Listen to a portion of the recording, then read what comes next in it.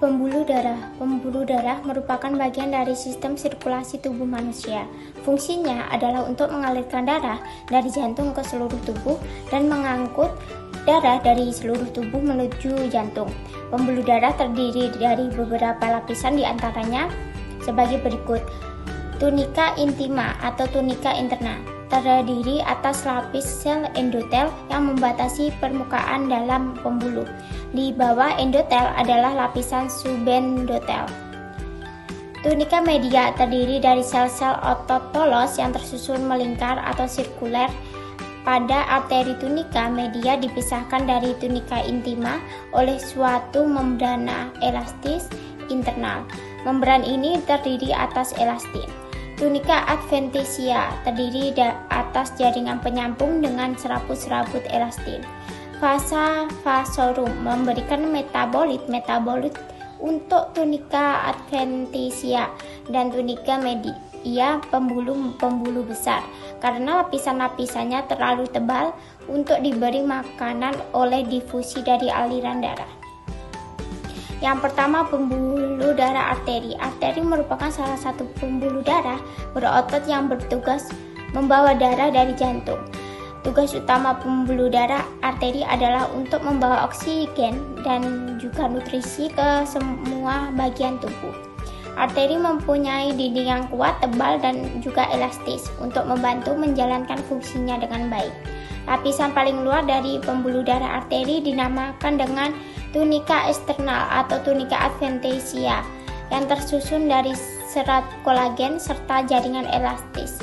Pada lapisan berikutnya juga ada tunika media yang tersusun dari otot polos, kolagen, dan jaringan elastis. Sedangkan lapisan yang paling dalam merupakan tunika intima yang disusun dari sel endotelium dan lapisan kolagen kaya elastin pada arteri elastis. Darah nantinya akan mengalir di dalam rongga bernama lumen.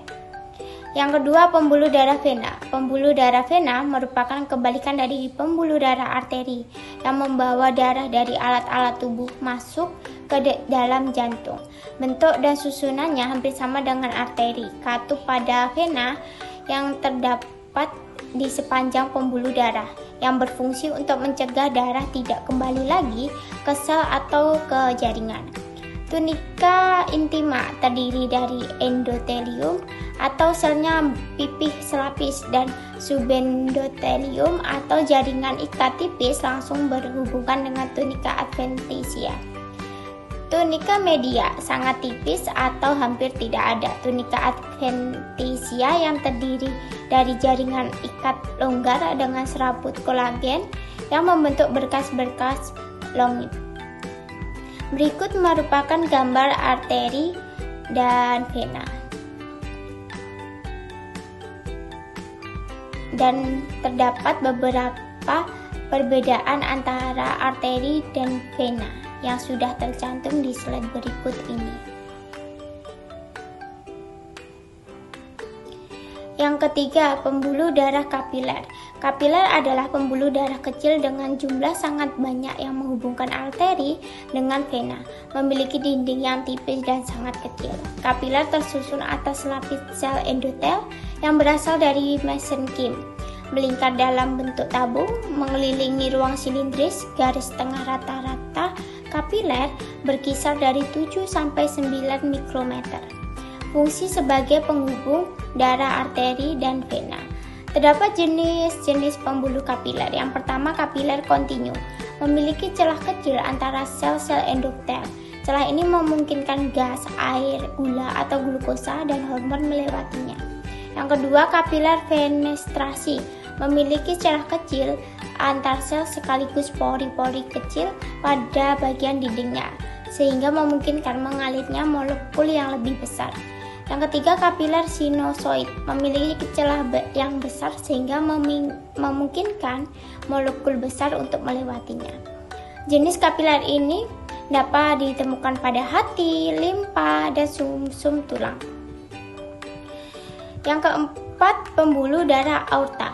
Aorta adalah pembuluh darah besar atau arteri besar yang mengangkut darah beroksigen dari jantung ke seluruh tubuh.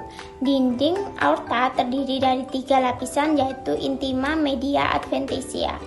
Yang pertama, intima tipis terdiri atas lapis sel endotel dan di lapisan ada subendotel yang bawahnya mengandung serat jaringan ikat yang terdiri dari serat elastis dan sedikit serat otot polos. Yang kedua, media berisi serat-serat elastis dan otot polos yang membentuk lapisan spiral yang kemudian menjadi penguat dinding aorta. Yang ketiga, adventitia memasuk nutrisi untuk aorta dengan adanya arteri dan vena. Terdiri atas jaringan ikat, serat kolagen dan serat elastis.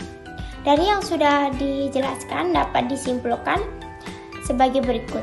Pembuluh arteri merupakan pembuluh yang tebal dan elastis yang memiliki arah aliran meninggalkan jantung dan terletak lebih ke dalam. Pembuluh vena memiliki dinding yang tipis dan kurang elastis. Arah aliran vena menuju ke jantung dan letaknya dekat dengan permukaan tubuh. Pembuluh kapiler memiliki dinding tipis dan permeabel. Arah aliran berawal dari arterior dan terletak di antara arteri dan vena.